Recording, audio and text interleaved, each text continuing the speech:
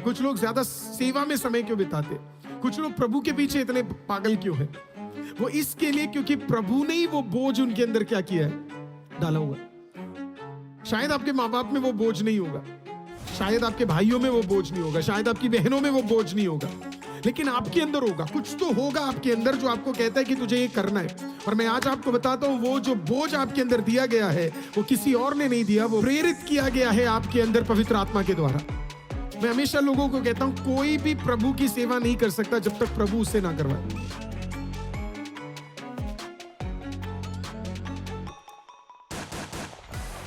प्रभु जब एक बोझ डालता है और दुनिया की तरफ से एक वारी आता है या बर्डन आता है, दोनों में फर्क क्या है? पहला, जब प्रभु आपको एक बर्डन देता है, प्रभु जब आपको एक बोझ देगा, आपको कैसे पता प्रभु आपको एक बोझ देगा? तो सबसे पहला चीज क्या होगा आपके जीवन में? क्या होगा? प्रेयर होगा। प्रेयर प्रोड्यूस करेगा। अब अगला वाला इससे भी खतरनाक है। ये तो प्रेयर है, आपने सिर्फ क्या किया? प्रार्थना करना शुरू किया। Now on next level. दूसरा ये क्या प्रोड्यूस करेगा पता है आपको? ये प्रोड्यूस करेगा इंटरसेशन, भिक्षुआई की प्रार्थना। आप दूसरों के लिए प्रार्थना करना शुरू करोगे, आप कलीसिया के लिए प्रार्थना करना शुरू करोगे, आप देश के लिए प्रार्थना करना शुरू करोगे। आप दानियल को देखो, दानियल प्रेसिडेंट है, राजा के बाद दूसरा सबसे बड़ा अधिकार उसके पास है। 90 साल का हो गया है, कुछ ही दिन पहले उसको सारे अधिकार मिले, लेकिन बाइबल कहती है वो 21 दिन उपवास रखता है। किसके लिए? There is a burden upon his life. किसके लिए? वो बाइबल ये नहीं कहती वो प्रार्थना कर रहा है, उसके अंदर बाइबल कहती है कि उसके ऊपर क्या आ गया? एक बर्डन आ गया, भयंकर ताकतवर बर्डन आ गया। वो 21 दिन देश के लिए, हेवन से कुछ डाउनलोड करने के लिए वो प्रभु की उपस्थिति में क्या है? बैठ जाता है। और ये कोई मामूली व्यक्ति नहीं है, ये 8 से 10 घंटा काम करने वाला, एक राज्य को संभालने वाला, 120 राज्यों के ऊपर अधिकार रखने वाले बाबिलोनियन साम्राज्य का प्रेसिडेंट 21 दिन स्वादिष्ट खाना छोड़कर खुदा की उपस्थिति में बैठता है, क्योंकि उसके अंदर एक बोझ आ जाता है। तो so when a burden of the Holi spirit comes upon you, जब होली स्पिरिट का बर्डन आपके ऊपर आता है चर्च, आप सिर्फ प्रार्थना नहीं करते, आप उसके अगले लेवल पे जाते हो। आप बोझ के साथ प्रार्थना करते हो, और बोझ के साथ प्रार्थना करने को कहते हैं भिक्षुआई का प्रार्थना, इंटरसेशन। आप देश के लिए दुआ करोगे, आप अपने खोए हुए के लिए दुआ करोगे, एक बोझ आएगा आपके साथ। मैंने कई बार एग्जाम्पल बोला, मैं एक बार और इसके साथ में आपको बता देता हूं। डीएल मूडी एक पास्टर्स कॉन्फ्रेंस में गए। जब डीएल मूडी इस पास्टर्स कॉन्फ्रेंस में गए, हजारों के तादाद में पास्टर्स आए थे। जब मीटिंग खत्म हुआ तो कुछ प्रभु के दास लोग उनके साथ ऊपर चले। वो होटल में थे, होटल रूम में वो मिले और उन्होंने बोला कि पास्टर डीएल मूडी, हम आपसे एक सवाल पूछना चाहते हैं कि आप इतने लोगों को कैसे सुसमाचार बांट देते हो? प्रभु आप ही को क्यों इतना ज्यादा उपयोग कर रहा है? तो डीएल मूडी उन पास्टरों को लेकर गए और उन्हें जिस होटल में वो रह रहे थे उसके शीशे से बोला, तुम क्या देखते हो? What do you see? उन्होंने बोला मैं वो हाई बिल्डिंग देखता हूं। दूसरे ने बोला आप क्या देखते हो? उन्होंने बोला मैं लोगों को चलते हुए देख रहा हूं। उन्होंने बोला आप क्या देखते हो? उन्होंने कहा कि मैं देखता हूं कि इधर से कितना खूबसूरत लग रहा है आकाश। किसी और से पूछा आप क्या देखते हो? उन्होंने बोला मैं पूरी गाड़ियों को देखता हूं, सब देखता हूं। उसने कहा वंडरफुल। उन पास्टरों ने फिर डीएल मूडी से पूछा, प्रभु के दास आप क्या देखते हैं? उन्होंने बोला मैं देखता हूं वो सारे लोग जिन्होंने अभी तक प्रभु यीशु को नहीं जाना। मैं देखता हूं वो सारे लोग जिनको मैं सुसमाचार सुना सकता हूं। मैं देखता हूं वो सारे लोग जिन तक परमेश्वर का वचन पहुंच सकता है। कहा जाता था एक बार एक व्यक्ति शिकागो से न्यूयॉर्क की तरफ गया, ट्रेन में ट्रैवल कर रहा था। तो न्यूयॉर्क में जब लोग खड़े थे तो अचानक न्यूयॉर्क स्टेशन के अंदर कई सारे लोग अचानक अन्य भाषा में बात करना शुरू कर दी। स्पिरिचुअल माहौल पूरा चेंज हो गया। सच बता रहा हूं मैं आपको, ये जो कहते हैं ना अन्य भाषा कुछ नहीं होता करके, आप इसके बारे में कुछ नहीं जानते जब तक आपको ये मिलेगा नहीं, आपको ये समझ नहीं आएगा। It एडिफाइज yourself, it is so powerful.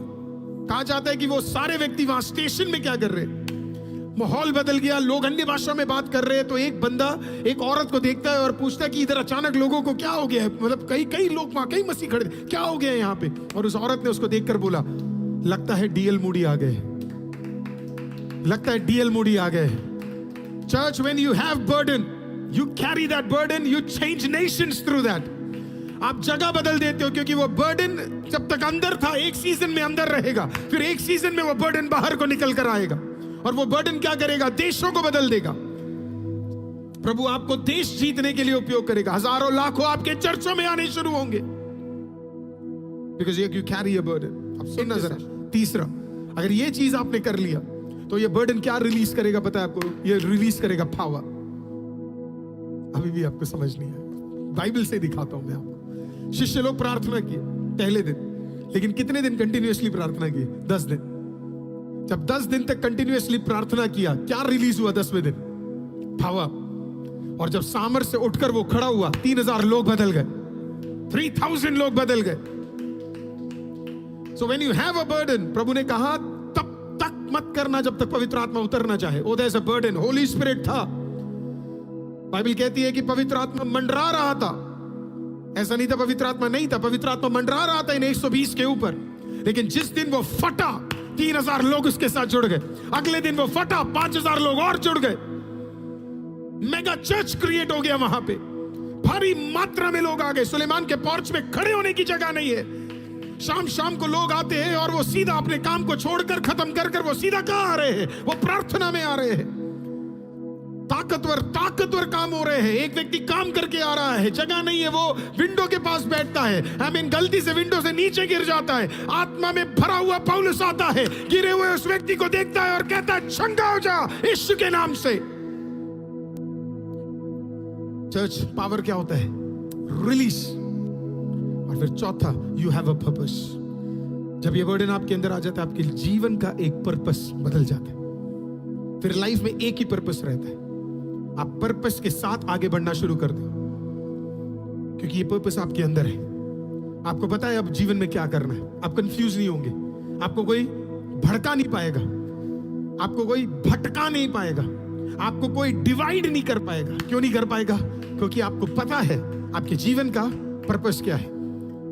Billy Graham after the Chicago fire, जब अपने टीम के साथ वो एक साथ बैठे, उन्होंने अपनी टीम को एक अपॉर्चुनिटी दिया। उन्होंने बोला अगर तुम्हें छोड़कर जाना है तुम जा सकते हो। उनके टीम का एक भी व्यक्ति, इंक्लूडिंग उनका कीबोर्डिस्ट या जो म्यूजिक में उन्हें हेल्प करता था, सब बैठे और उन्होंने बोला नहीं, हम नहीं छोड़ के जाएंगे, क्योंकि हमें पता है हमारे जीवन का पर्पस क्या है। बिली ग्रैहम अपनी किताब में, अगर आपने नहीं पढ़ा, उनके बायोग्राफी को जब आप पढ़ेंगे, वो बार बार उन 5-6 लोगों का नाम रिपीटेडली वो बोलते रहते हैं, जिन्होंने उनके साथ क्या किया? सेवा में मदद किया। वो कहते हैं इम्पॉसिबल था, अगर मेरे पास बोझ वाले लोग मेरे साथ खड़े नहीं होते तो इम्पॉसिबल था कि ग्रेट शिकागो फायर के बाद हमारी मिनिस्ट्री सरवाइव करे। लेकिन जब बर्डन्ड लोग आपके साथ खड़े हो जाए, जब बर्डन्ड चर्च खुदा के सामने दुआ करना शुरू कर दे, तो वो बर्डन हालेलुया पूरे देश में फैलना शुरू कर जाता है। आज मेरी बात को आप सुन रहे, घर के अंदर कोई बोझ वाला व्यक्ति है, प्रार्थना करने वाला व्यक्ति है, इंटरसीड करने वाला व्यक्ति है, तेरा घर ज्यादा दिन दूर नहीं रहेगा छुटकारे से। छुटकारा तेरे दरवाजे पे खटखटाने आ रहा है। कोई तो बोलिए छुटकारा मेरे दरवाजे पे खटखटाने आ रहा है।